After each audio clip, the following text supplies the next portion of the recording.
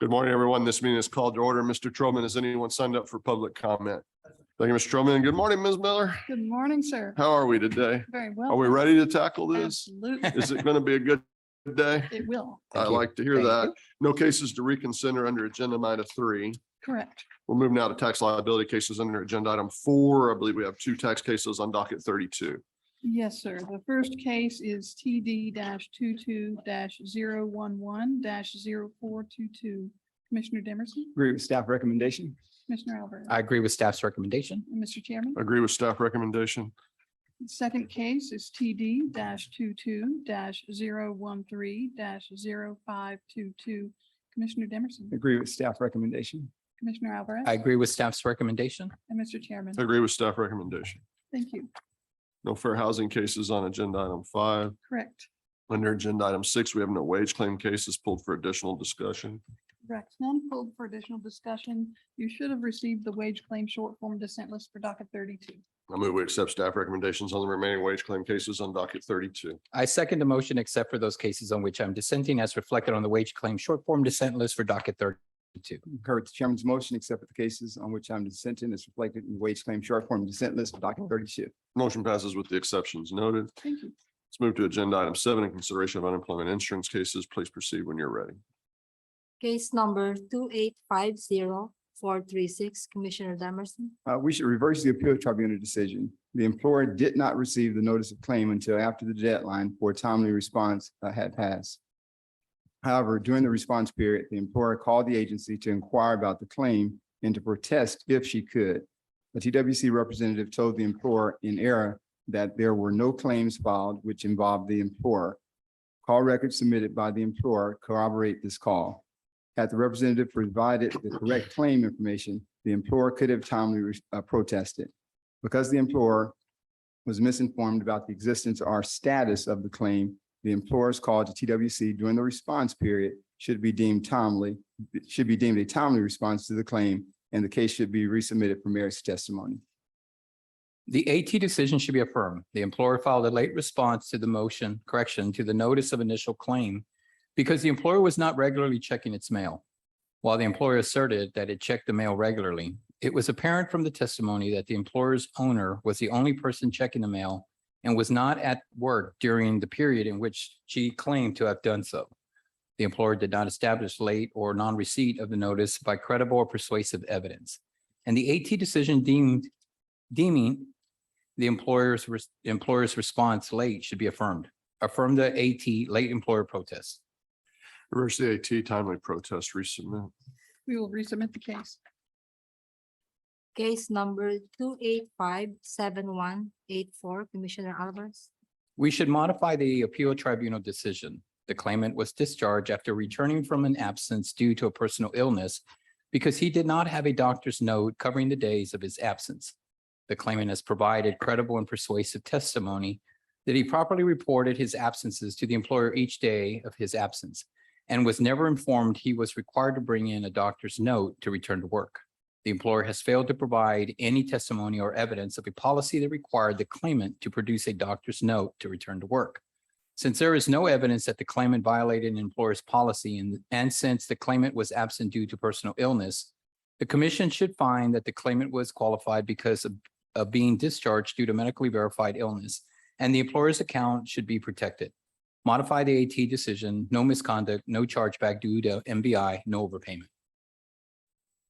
We should affirm the appeal tribunal decision. The claimant was absent from work for more than a week. He should have known that he would need to provide a doctor's note to excuse his absences and to medically release him to return to work safely. By failing to submit a doctor's note as instructed, the claimant mismanaged his position of employment, and we should affirm the AT decision, a misconduct, no chargeback, overpayment of $5,350. However, if my fellow commissioners believe that the job separation resulted from the claimant's medically verifiable illness, the claimant should be qualified for benefits and the employer's account should be protected from charge under medical separation analysis. I modify the AT decision, no misconduct, no chargeback, MBI, no overpayment. Modify the AT, no misconduct, no chargeback, MVI, no overpayment. Thank you. We have a unanimous decision. Case number 286-7156, Commissioner Alvarez. We should grant the motion for a rehearing. The AT erroneously dismissed the claimant's appeal due to lack of jurisdiction. Even though commission records show the claimant filed a timely appeal to the determination date December 16, 2020. On December 16, 2020, set aside the commission decision and appeal tribunal decisions as void from inception. Timely appeal to the determination dated December 16, 2020, and resubmit the case for merits. Because the three required criteria for granting a motion for rehearing have not been met, we must deny the motion for rehearing. Grant the motion for rehearing, set aside the CA decision and resubmit. All right, just to clarify, Mr. Chairman, Commissioner Alvarez's vote had a lot more steps in it after granting the MR. He wanted to set aside both the CA and the AT decision, rule timely appeal right here from the dais, and then resubmit on the merits of the separation. You know what? That's fine. I concur with Commissioner Alvarez's. Thank you, sir. We will resubmit the case.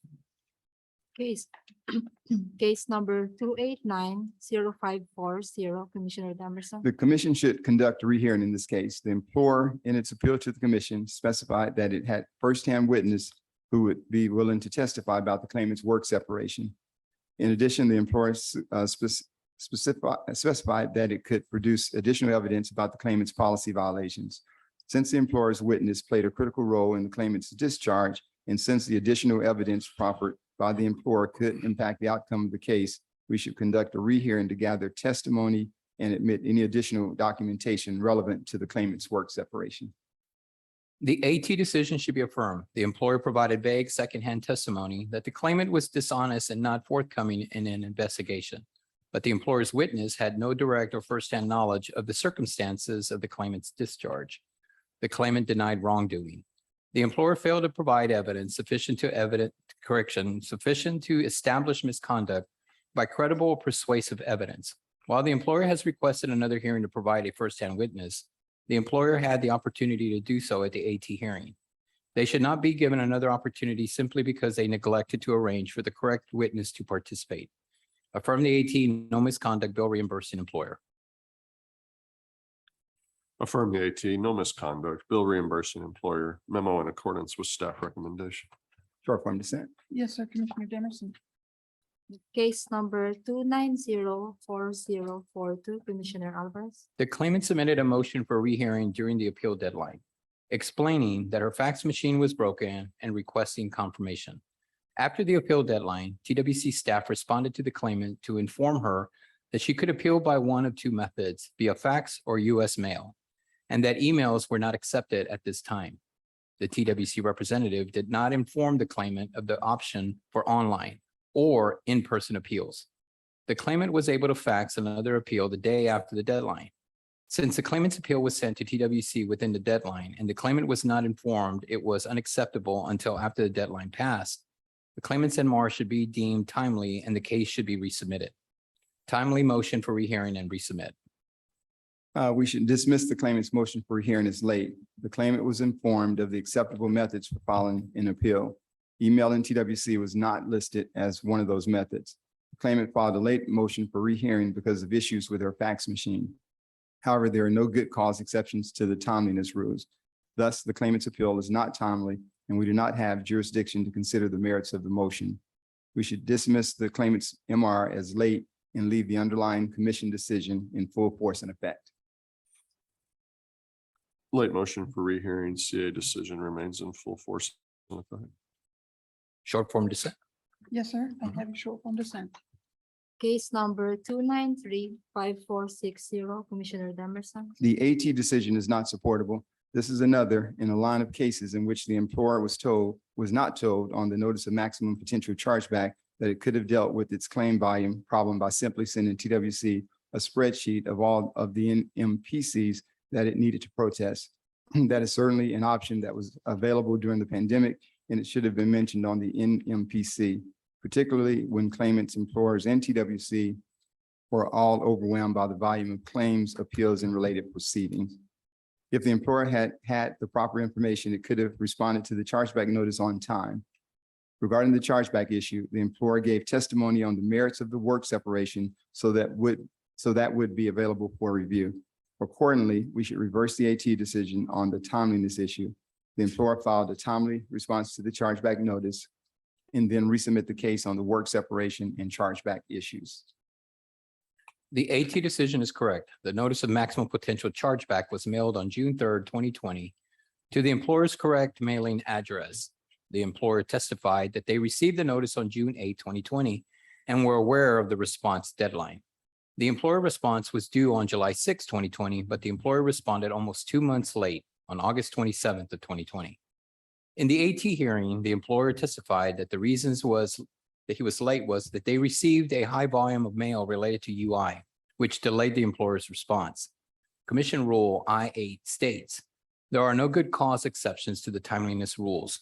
Claimants are routinely denied appeals on timeliness grounds when their appeals are late due to circumstances much more compelling than this one in this case. To find the employer's protest timely in this and similar cases amounts to using two different sets of timeliness rules for claimants and employers. Affirm the AT late employer response to the notice of maximum potential chargeback. Reverse the AT timely response to the NMPC resubmit. We will resubmit the case. Case number 2964333, Commissioner Demerson. The AT decision is not supportable. Similar to another case on this docket, this is another case in which the employer was not told of the notice of maximum potential chargeback that it could have dealt with its claim volume problem by simply sending TWC a spreadsheet of all of the NMPCs that it needed to protest. That's certainly an option that was available during the pandemic, and it should have been mentioned on the NMPC, particularly when claimants, employers, and TWC were all overwhelmed by the volume of claims, appeals, and related proceedings. If the employer had had the proper information, it could have responded to the chargeback notice on time. Regarding the chargeback issue, Merrick's testimony concerning the work separation is available, so the case should be resubmitted with information concerning why the claimant stopped working for this base period employer. Accordingly, we should reverse the AT decision on the timeliness issue. The employer filed a timely response to the chargeback notice and then resubmit the case on the work separation and chargeback issues. The AT decision is correct. The notice of maximum potential chargeback was mailed on April 13, 2020 to the employer's correct mailing address. The employer response was due on May 13, 2020, but the employer responded over a year late on July 15, 2021. In the AT hearing, the employer witness testified that she did not know when the employer received the notice, but found it and many other such notices in the employer's mail from 2020. Commission Rule 32I-8 states, there are no good cause exceptions to the timeliness rules. Claimants are routinely denied appeals on timeliness grounds when their appeals are late due to circumstances much more compelling than this one. The case to find the employer's protest timely in this case and similar cases amounts to using two different sets of timeliness rules for claimants and employers. Affirm the AT late employer response to the notice of maximum potential chargeback.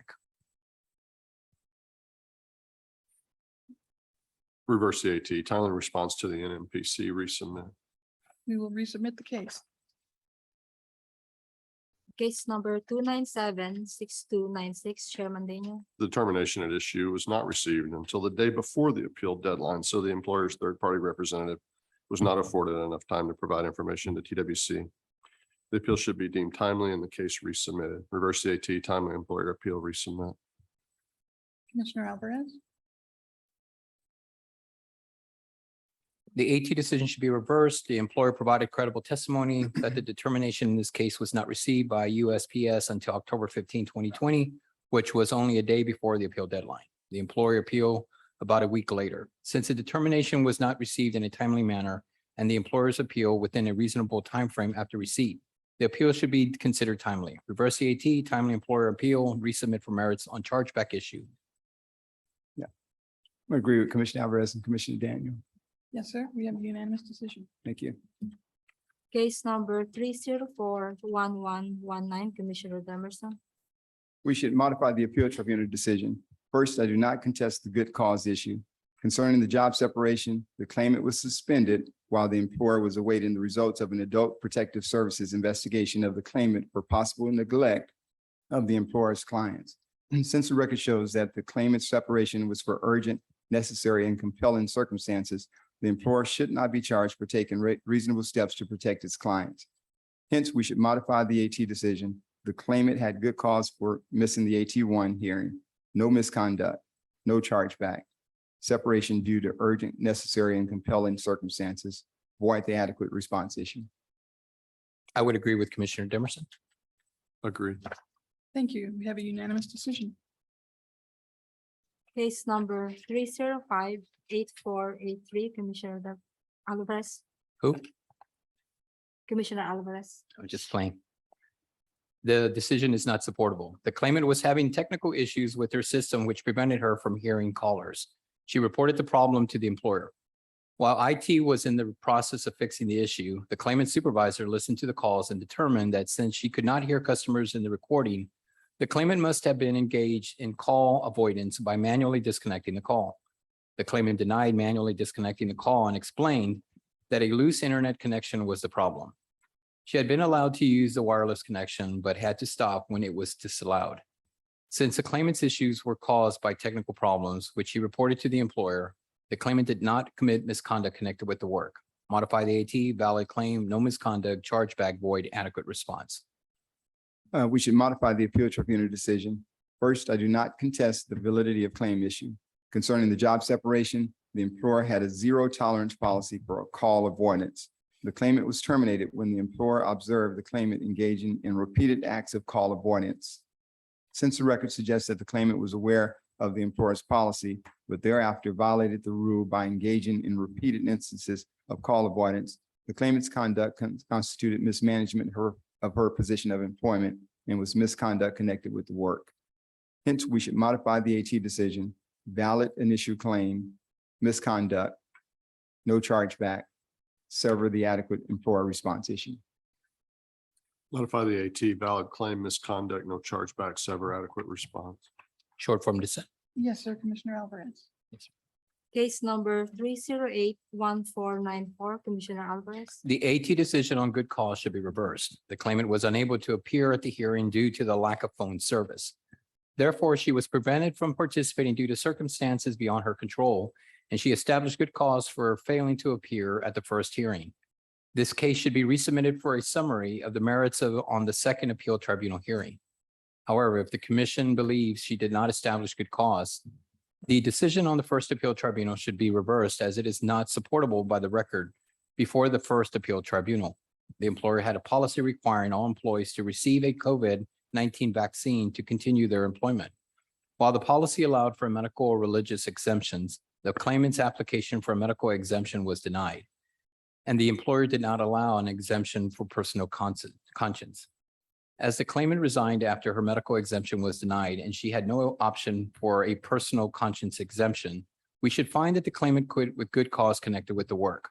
Modify the AT, no good cause, no voluntary leaving, bill reimbursing employer, void adequate response. The appeal tribunal decision should be affirmed. As to the good cause, the claimant failed to appear for AT1 due to circumstances that were within her power to control. Therefore, the claimant did not have good cause for a non-appearance. Regarding the job separation, the claimant was provided a reasonable and adequate opportunity to comply with the employer's COVID vaccination policy. However, rather than following through with the exemption process of the employer's policy, the claimant quit while work was still available. The job separation in this case also took place prior to October 11, 2021. Because the claimant decided to quit rather than follow through with the exemption process of the employer's policy, she quit without work-connected good cause. We should therefore affirm the AT decision. The claimant did not have good cause for a non-appearance, voluntary leaving, reimbursing employer not billed, sever the adequate response. Modify the AT. Claimant did not establish good cause for AT1, voluntary leaving, reimbursing employer not billed, sever adequate response. Short form dissent. Yes, sir, Commissioner Alvarez. Case number 308-3294, Commissioner Demerson. We should modify the AT decision. First, I do not contest the validity of claim issue. Concerning the job separation, prior to the governor's executive order on vaccines, the employer implemented a vaccination policy which required employees to submit a religious or medical exemption before September 2021. The employer credibly testified that the claimant did not submit an exemption and thereafter stopped working for the employer on October 8, 2021. As such, since the claimant failed to comply with the requisite policy in the allowed time frame, the claimant was discharged under disqualifying circumstances. Hence, we should modify the AT decision, valid and issue claim, misconduct, reimbursing employer not bill, sever the adequate employer response issue. The AT decision on the separation should be reversed. I agree with the decision that the claimant filed a valid claim. Regarding the separation, the claimant was discharged for refusing the COVID-19 vaccination. The claimant testified that she has a religious objection to the vaccine. By requiring this new vaccination, the employer materially changed the hiring agreement, and the change violated the governor's order prohibiting Texas entities from compelling the receipt of a vaccine by an individual who objects based on a religious belief. The claimant's refusal to accept the change in hiring agreement is not misconduct. Modify the AT valid claim, no misconduct, bill reimburse an employer, avoid adequate response. Modify the AT valid claim, misconduct, reimbursing employer not billed, sever adequate response. Short form dissent. Yes, sir, Commissioner Alvarez. Case number 3094907, Commissioner Demerson. The appeal tribunal decision should be affirmed. The employer stated in its side's response that the final incident consisted of the claimant using chat software inappropriately, and when asked to submit the conversation, she became insubordinate and combative. Moreover, the issue that was stated in the claimant's termination letter was chatting in an unprofessional manner. The employer submitted screenshots of the claimant's chat activity. Some of the chat activity includes the claimant referring to her supervisor unprofessionally by a term other than her name. While the two other coworkers that engaged in chatting were not terminated, these two other coworkers have statements with their signatures on them in the record admitting their fault in the use of the chat program, and the claimant does not. Additionally, both statements point to the claimant being the one to initiate the topic of getting the chat program downloaded. As such, the claimant and her two other coworkers were not similarly situated given the totality of the employer's investigation. Because the claimant violated the employer's policy, she was discharged for work-connected misconduct. We should therefore affirm the AT decision, misconduct, reimbursing employer not billed. The AT decision should be reversed. The employer testified that the claimant was discharged for failing to cooperate with an investigation into the claimant's use of an internal chat software with other employees. The employer objected to the claimant having submitted incomplete screen prints of the chat, and also to the claimant's email, which stated that she submitted the requested materials to the best of her ability. So the evidence shows that the claimant attempted to comply with the investigation. Also, the employer admitted not having discharged another employee in the same investigation who submitted similar screenshots. Therefore, the employer has not established that the claimant committed misconduct connected with the work. Reverse the AT, no misconduct, bill reimburse an employer. Reverse the AT, no misconduct, bill reimbursing employer. Short form dissent. Yes, sir, Commissioner Demerson. Case number 3095044, Chairman Daniel. Despite the late appeal to the AT, the charge liability decision in this case is void. because NMPC should not have been deemed untimely due to misinformation communicated to the public that no employer would be charged based on separations caused by the pandemic. The late AT appeal should be deemed timely and the case should be resubmitted. Reverse the AT, timely employer appeal, resubmit on the NMPC and chargeback issues. The AT decision should be affirmed. The employer filed a late appeal to a charge liability decision. In testimony, the employer provided no reasons at all for the late appeal, and the appeal does not come under any timeliness exceptions. Affirm the AT late employer appeal, late response to the notice, chargeback. I reluctantly conclude that there is no way under the law to hold the employer's late appeal timely. Although the employer's late response to the chargeback notice may be overlooked due to its confusion based on misleading information from TWC in April 2020 over whether a response was necessary, that same rationale cannot apply to a late appeal several months later. By that time, numerous clarifications had already been issued by TWC regarding the need to respond to all claim notices and determinations in a timely manner. None of the commission's statements regarding chargeback protection mentioned anything about parties not needing to file appeals, and the chargeback determination clearly indicated that an appeal would be necessary within 14 calendar days. In this particular case, the employer's witness did not offer any explanation for the late appeal. While I greatly sympathize with the employer's situation, but unless the legislature takes action to change the statute, we cannot ignore the deadlines in the current law. Reluctantly, we should affirm the AT decision. The employer's appeal from the appeal tribunal decision was late. Majority vote, is that? the Short employer? form dissent. Yes, sir. Thank you. And sure, I want to add, I'd like to note on the decision that I reluctantly concur on the loan. Understood. Okay, We thank you. can modify that language. Thank you.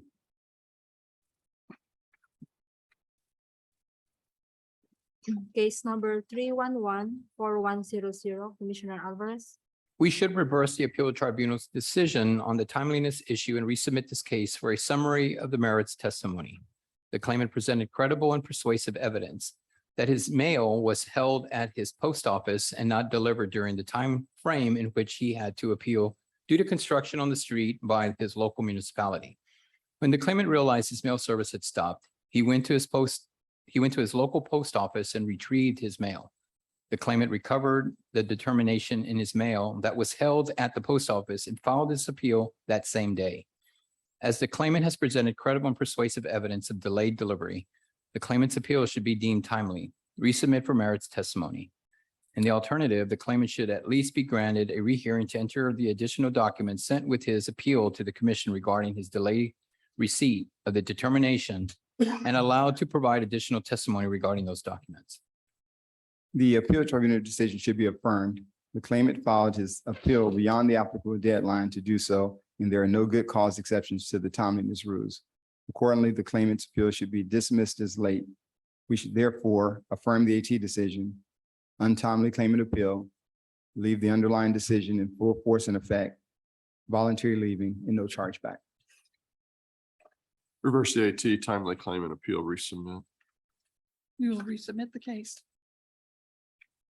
Case number 313-8057, Chairman Daniel. Despite the late appeal to the AT, the charge liability decision in this case is void because NMPC should not have been deemed untimely due to misinformation communicated to the public that no employer would be charged based on separations caused by the pandemic.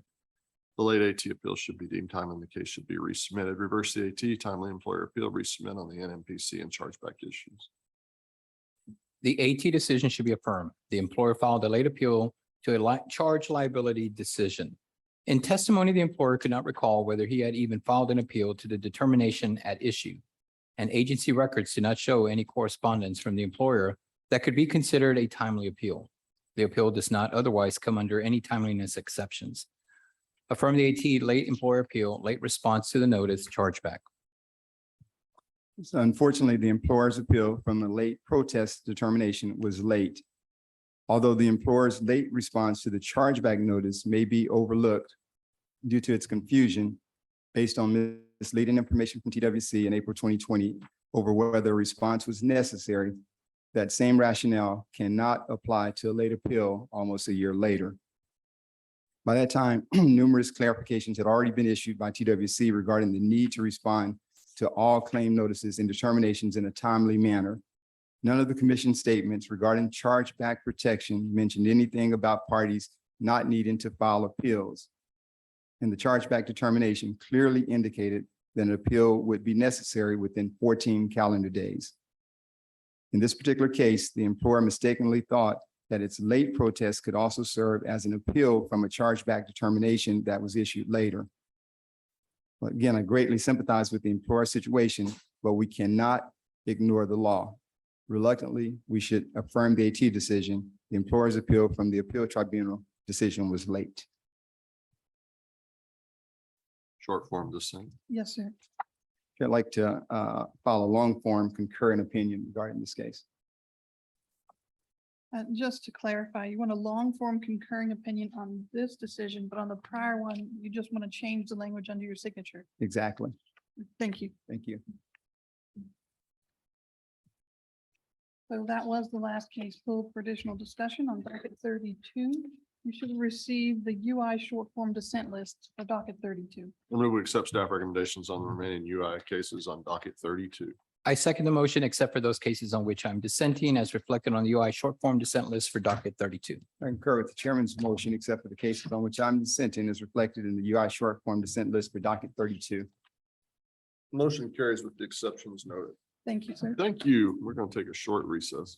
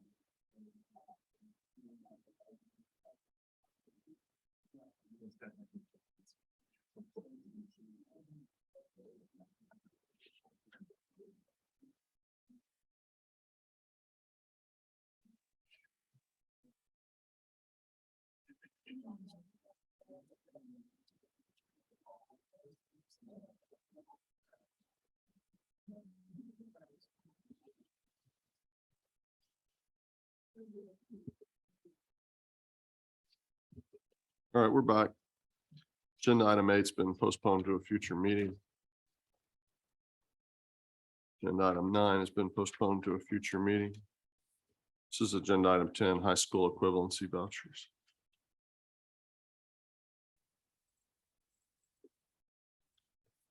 Good morning, Chairman Daniel, Commissioner Alvarez, Commissioner Dimerson, and Mr. Cerna. For the record, Mahalia Baldini with the Workforce Development Division. The Texas Education Code 48.302 requires the Texas Education Agency enter into a memorandum of understanding with the Texas Workforce Commission to transfer funds to subsidize the cost of a high school equivalency exam for individuals that are 21 years of age or older. Currently, their interagency contract enables TEA to transfer $750,000 to the Texas Workforce Commission each fiscal year of the 22-23 biennium for the purpose of subsidizing high school equivalency exams.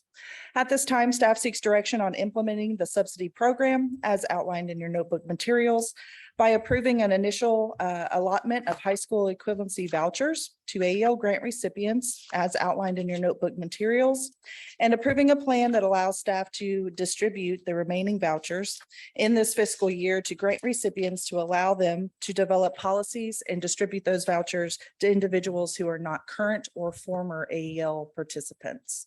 And I'm happy to answer any questions that you may have. Comments or questions? None here, Chairman. None. Is there a motion? Chairman, I move that we approve the implementation of the proposed high school equivalency subsidy program authorized under Texas Education Code 48.302 as recommended by staff and described in the discussion paper. Second. Been moved and seconded. Motion carries. Thank you. This is agenda item 11, 2022 annual report on the transition from military service to employment.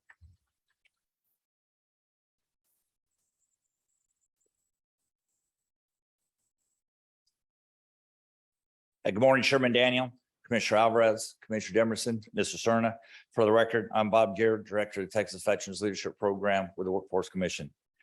Texas Labor Code Chapter 302.020 requires the Texas Workforce Commission to submit an annual report on the transition from military service to employment to the Texas Legislature by 1 September. As this year's report includes the following sections: an overview of the legislative requirements, an overview of the Texas Workforce Commission and community partners, updated veteran unemployment table, which goes from May of 21 through April 2022. All different categories of veterans, and then a non-veteran counterparts rolled up with a 12 months rolling average. Also, it highlights all the updated programs under the Texas Workforce Commission, and there are several updates that are very that show the amount of effort being put towards transition service members. And finally, the final section lists the 5 most common transition military occupational specialties, industry-based certifications that align with the military occupational specialties and their civilian occupations. And so for the 2021, number 1 is infantryman, rifleman, Army Marine Corps. I don't think that will ever change. Number 2 is automated logistics specialist, material management, logistics supply specialist, basic maintenance management specialist, logistics officer, and acquisition. We try to incorporate all the different branches and all the different pieces of that particular MOS specialty code or rating. Number 3 is healthcare specialist, hospital corpsman, aerospace medical service. Number 4 is wheeled vehicle mechanic, mission generator, vehicular equipment maintenance helper, construction mechanic. And number 5 is computer network support specialist, communications, computer systems programming, information systems technician. Staff is seeking the commission's approval of this year's annual report for submission to the Texas Legislature, and I'm happy to answer any questions you may have. Comments or questions? Chairman, I'd just like to say, I just want to take this opportunity to thank Bob for all the work you do, Mr. Gear, serve our veterans and make sure that they're all trained and ready for the workforce. So thank you for all you do. Thank you, Commissioner Alvarez. Same sentiments here. I continue to appreciate the work that you guys are doing for our Texas veterans. Thank you, Appreciate it. Commissioner Emerson. All right, is there a motion? Chairman, I move that we approve and submit the 2022 report on the transition from military service to employment as recommended. Second, It's been moved and seconded. The motion carries. So agenda item 12, chapter 819, Civil Rights Division, proposed rules.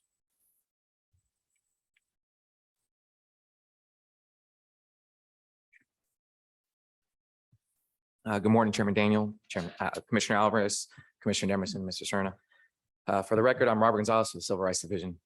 Commissioner Tory today for consideration for approval of proposed rule amendments for chapter 819. In an open meeting on February 8th, 2022, the commission approved the policy concept regarding the amendments to chapter 819 rules. The policy concept was posted to the TWC's website.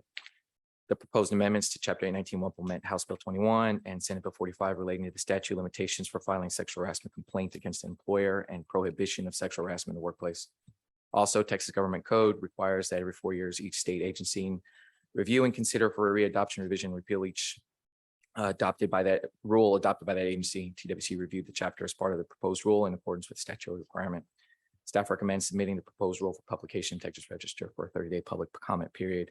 Staff also requests the ability to make minor non-substantive changes to the document in order to comply with the publication requirements of the Texas Register and Office of Secretary of State. Available to answer any questions. Comments or questions? None here, Chairman. none here. Is there a motion? Good job. I move that we approve the proposed rules for chapter 819 Civil Rights Division and post to the Texas Register for a 30-day public comment period as recommended by staff. Second, It's been moved and seconded. Motion carries. he's running, Chairman. And he said that all in one breath. He moved away really quickly from the microphone. It's the first time we're there. I knew he was. I was waiting on somebody else to say something. We'll get him next time. All right. This is agenda item 13, chapter 800, tax refund program proposed rules. Good morning, Chairman, Commissioners, and Mr. Shona. For the record, Shanta Williams with the Workforce Development Division. Commissioners, before you today for your consideration for approval are proposed rule amendments to Chapter 800 General Administration. On April 18, 2022, the Commission approved the policy concept regarding the Chapter 800 General Administration amendments for the purpose of adding new subchapter M, tax refund for wages paid to employee receiving financial assistance as outlined in your notebook materials.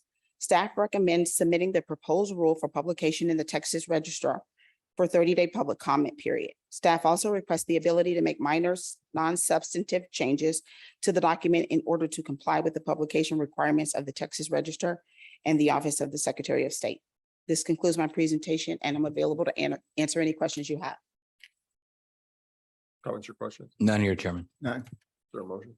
Thank you, Shanta. I move that we approve the proposed new rule for chapter 800 tax refund for wages paid to employee receiving financial assistance and post to the Texas Register for a 30-day public comment period. Second, Motion carries.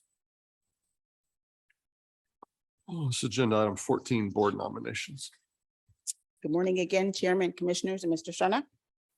For the record, Shanta Williams with the Workforce Development Divisions. And before you this morning for consideration, we have workforce board nominees for Workforce Solutions North Central Texas, Gulf Coast, Middle Rio Grande, and Central Texas. Staff recommends approval on the presented nominees, and I'm here to answer any questions you have. Comments or questions? None here, Chairman. Motion. Chairman, I move that we approve the board nominees for North Central Texas, Gulf Coast, Middle Rio Grande, and Central Texas. second, Motion carries. Thank you. Thank you. This is agenda item 15, fiscal year 2023 block grant allocations. Let him have it, Chairman. Let him have it, Chairman. Uh, Let him have it. Yeah, I'm on it. Good morning, Chairman, Commissioners. For the record, Chris Nelson, Chief Financial Officer. This morning, staff are requesting approval for the remaining FY 23 program allocations in the amount of $74,481,190 for TANF choices, $14,301,879 for SNAP ENT, $26,394,769 for employment services, and $1,025,229 for childcare, consistent with TWC rules, chapter 800 on allocations. Also included are distributions for $254,000 for migrant seasonal farm worker outreach services, $1,221,151 in smaller workforce area funding, and a $120,732,655 supplemental distribution for supplemental childcare funds. While TANF and SNAP allocations are consistent with FY 22, ES Employment Services did see an approximate 7.4% increase in the grant, and that is reflected in this allocation. Childcare has increased as part of our continued spend down plan of childcare funds over the last several years, and also reflects a supplemental distribution funded with COVID funds from previously approved tranche 4. That concludes my remarks, and I'd be happy to answer any questions. Chairman, the only thing I'd like to say is I'm glad to see that staff and our boards are still focusing on that migrant seasonal farm worker distribution. So I appreciate what the boards are doing to facilitate the needs of our seasonal farm workers. No questions, comments?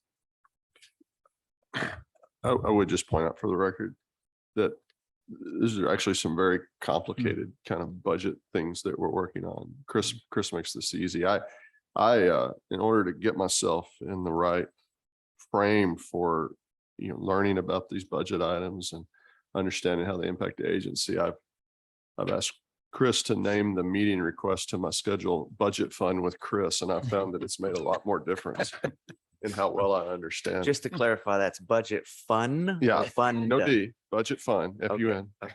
No, Fun with a capital FUN, F, not like the whole thing.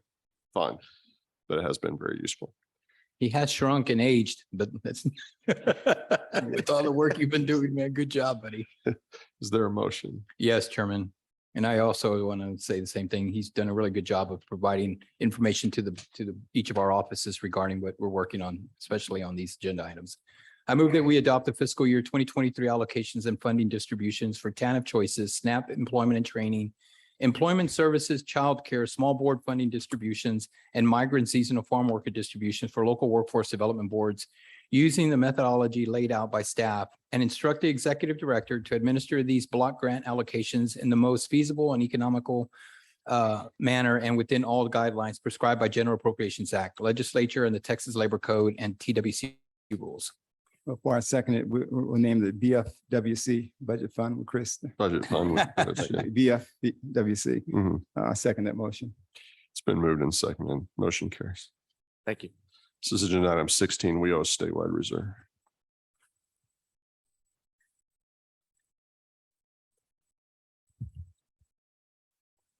Good morning, Chair Daniel, Commissioners, Mr. Cerna.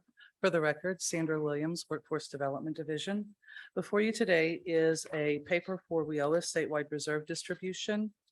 Wioa Adult and Dislocated Worker Funds provide individualized career and training services throughout the state. Boards do operate with 2 years worth of funding. The boards identified in the table in the discussion paper have expended 90% or more of their second year Wioa funding and have confirmed a demand for training that will exceed the FY 22 allocations. Staff recommends approval to distribute $660,000 of the available WIOA statewide balance for the 4 boards listed to provide training to an additional 167 individuals. And I'm happy to answer any questions. Comments or questions? And not here, Chairman. None? Is there a motion? Chairman, I move we distribute 660,000 of available Wioa statewide reserve balance to Central Texas, Coastal Bend, Cameron County, and Texoma to provide training to an additional 167 individuals as recommended by staff. Second. Been moved and seconded. Motion carries. Thank you. I'm showing nothing on agenda item 17, 18, and 19. Is there? I No, don't see sir. a No legislative legislative report today. How about an executive director's report? Neither. Wow. Is there any other order of business come for the commission today? None at all. Chairman, I have a few things I'd like to say. This one's directed at Ed and staff. Ed, I would like for staff to bring forward 2 discussion papers for me One, to explore any available funding to host a second reentry conference. Two, explore any available funding to host esports game-based learning camps for middle and high schoolers. Esports provides a type of academic and social skills that employers value, and instructions of higher education are awarding through scholarship opportunities. Explore partnerships with TEA. Information on academic esports can be found on the Association for Career and Technical Education website. The other thing I'd like to say, that I'd also ask that we consider all pending statewide initiatives at this time, Chair Daniel, Commissioner Demerson, at a future docket, as we would need to give staff additional time to draft and commission offices time to consider. I do believe that approval of these budget next week can proceed without these statewide initiatives. Second thing I'd like to say is, I'd like to take this opportunity to thank Stacy Morales for working in our office. We, as you know, our intern will be leaving us Friday. I think Jeanette did her very best to try to keep Stacy to work with us. I know she did her very best. Stacy, we congratulate you. You were very helpful during the time. Commissioner Demerson, thank you for your continued support of the Interns Unite. We had the opportunity to not only meet Stacy, but the other interns that are working at this great agency of ours. And I think that it was a time well spent. Fine gentlemen that you have that are working in this agency, and we have some great leaders. I foresee one of you at least taking my position, hopefully soon. But Stacy, I want to take this opportunity to thank you. Stacy was very helpful coming up with some policy, and you'll see some of the fruits of her work and the upcoming meetings that we'll be having. So thank you, Stacy, and good luck to you. And go. That's all I have, Chairman. Thank you. A couple of comments. Commissioner Alvarez, I'd love to work with you on the esports initiative, a discussion paper that's coming forward. We have some folks that are very interested in that space. I was actually at the TOP conference last week, and there was a group of kids downstairs, and I thought they were a soccer team, but they were actually an esports team, and pretty phenomenal. Couple of quick notes here. Kimberly and Ed shared with me, Governor Abbott congratulates outstanding women in Texas government 2022 honorees. And this was mentioned yesterday. Congratulate the outstanding women in Texas government award recipients for 2022 announced by the Governor's Commission for Women in the State Agency Council. This biennial award honors women in state service who are contributing their notable talents and skills to help shape the future of Texas. And our own Margie Henson, digital signature analyst, was recognized for outstanding community involvement. And so she's to be commended on that effort. And following up with that, Josh and Alejandro last week in our office as well. And so two outstanding interns, University of Houston and UTSA in San Antonio, a phenomenal job this session, and delighted to have them. We'll take them out to lunch today, but job well done, gentlemen. Concludes my remarks. McDonald's, huh? Dollar menu is good. I mean, there's some good stuff on it. We had an exceptional crop of interns at TWC this year, and really appreciate all their efforts. And I hope you learned something. We certainly learned something from you, Stacy. This is the problem with being a Red Raider. Everybody wants you to work for them. It's a perpetual problem. It has plagued me for nearly 35 years. Only advice I have for you is get used to it. Once you have a degree from Texas Tech, people are just constantly fighting to hang out with you. They want you to work for them. If you ever need counseling, let me know. I can talk to you about that. Is there any other business to come before the commission? No. None here, We Chairman. have a motion to adjourn. Chairman, I move that we adjourn. Second that motion. It's been moved and seconded that we adjourn, and we're adjourned. Second that.